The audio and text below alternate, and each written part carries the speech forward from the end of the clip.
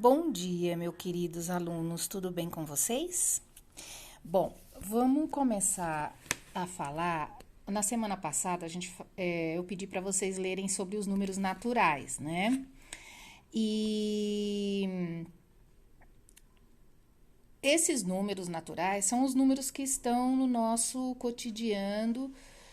Tudo que a gente faz tem esses números naturais na participação do dia a dia. Por exemplo, você comprou uma caixa de gelatina.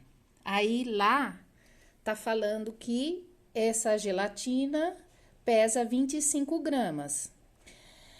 Esse 25, o que esse 25 é? Esse 25, ele tá sendo um número que está indicando a medida, ou seja, que nessa caixinha de gelatina tem 25 gramas, ou seja, quantos gramas de pó para gelatina há na embalagem. Então, nesse caso, o 25 é uma unidade de medida. Aí, aqui do lado, ó, fala lá, rende 4 porções. Então, esse rende 4 porções é um número 4 aí, ele está indicando a quantidade de porções. Então, são 4 porções de gelatina que vão render após o preparo.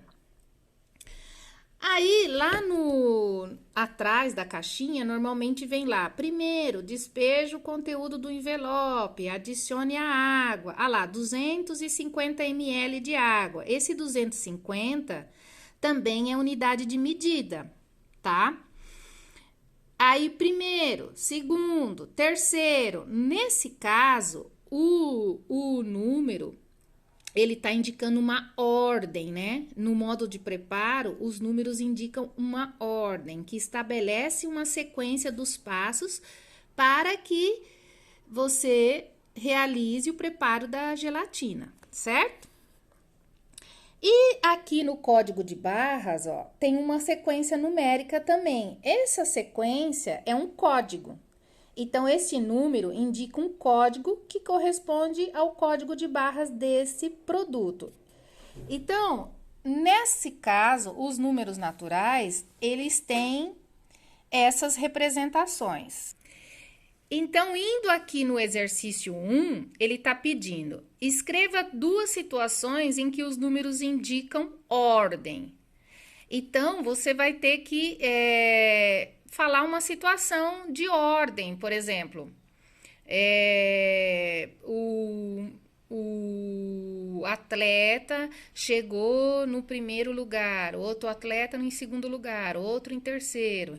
Então, é uma situação em que há uma ordem, primeiro, segundo, terceiro lugar numa competição.